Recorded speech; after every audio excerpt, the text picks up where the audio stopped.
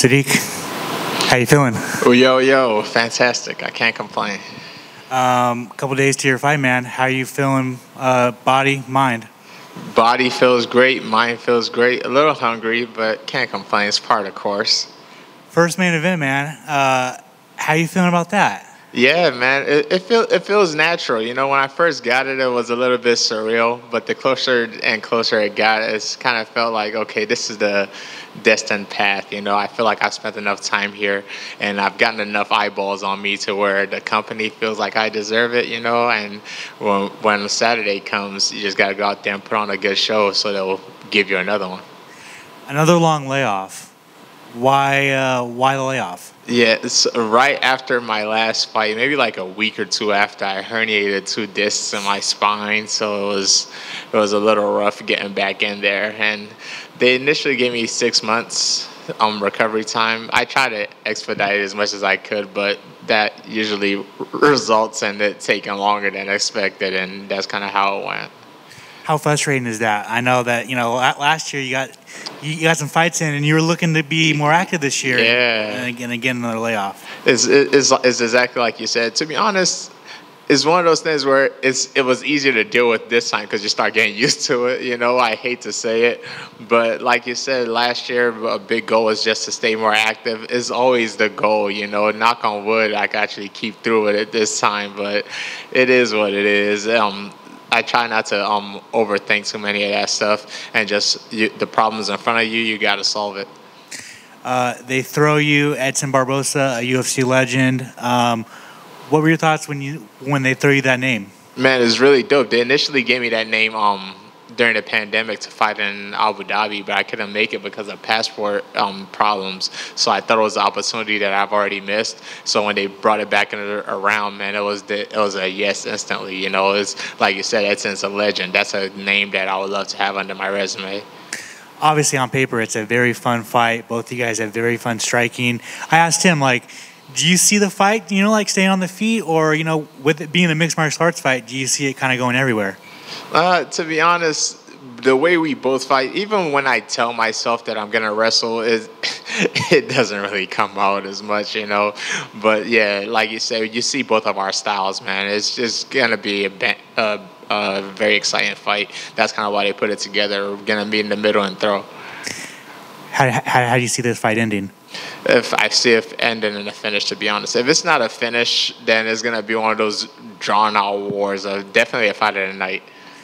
Contender Series ended on Tuesday. There was a war on that season, but do you kind of still think you and Mike Davis has the best fight of all time? Yeah. So to be fair, it was 2 females.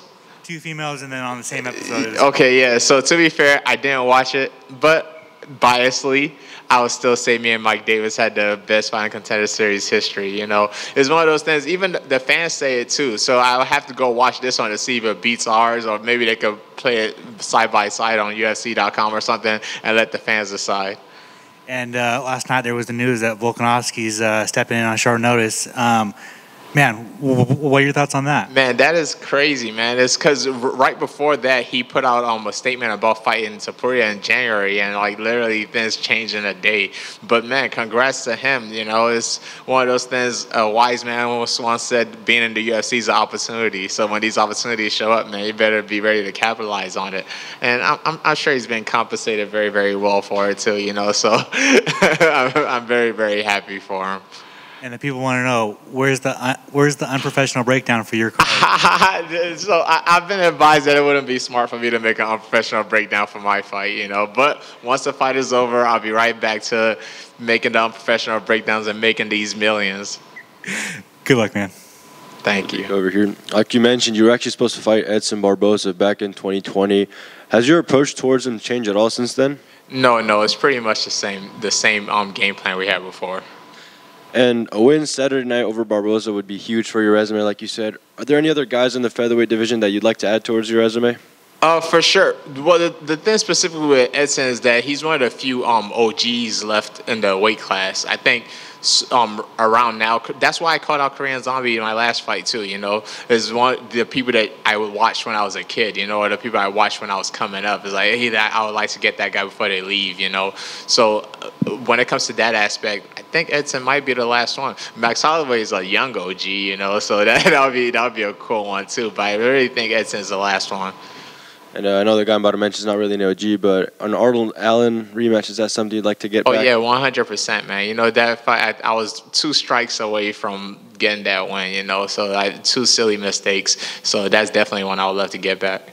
Sure, and obviously having a Nigerian background, how eager are you for like potential UFC Africa card one day? Man, I've been asking for that forever. I really believe the pandemic set a lot of stuff back when it comes to the logistics behind that. I'm sure the people behind the scenes will know more about that than I do. But yeah, whatever is going on around that time, I would love to be on that card. I might pull out of one fight to get into that card. And what's the message you're looking to leave Saturday night? Man, I am who y'all say I am. I love the fact that the UFC gave me this opportunity. I got to capitalize it as much as I can. Thank you. Hey, Sodiq, right here. Last night, Season 7 wrapped up with Contender Series. You came from there as an alum. For you, when you take a look at what it's done so far for the UFC and yourself, what are your thoughts on just reflecting on those journeys and what opportunities that brings? Man, it's really dope, especially a lot of us that were like those early seasons before they actually got like the footing going. So it's really cool. And like I said before, the fight I had with Mike was kind of like the perfect job interview to get into the UFC, because I feel like that was a good way to introduce myself. The people, if you don't know, you better go watch that fight on YouTube or something. So the way we both performed, he got into UFC too. So people kind of already had a good blueprint for the kind of fighter I am, the kind of guy I am. And I kept on showing that consistently. And now we're here, main event. Yeah, it's an awesome journey. Kind of jumping off of what Alex mentioned about the breakdown.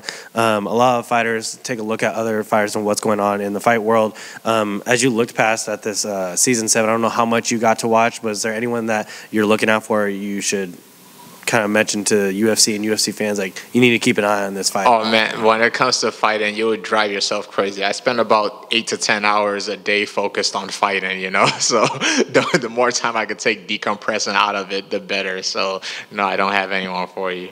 All right, appreciate it, and good luck Saturday. Thank you.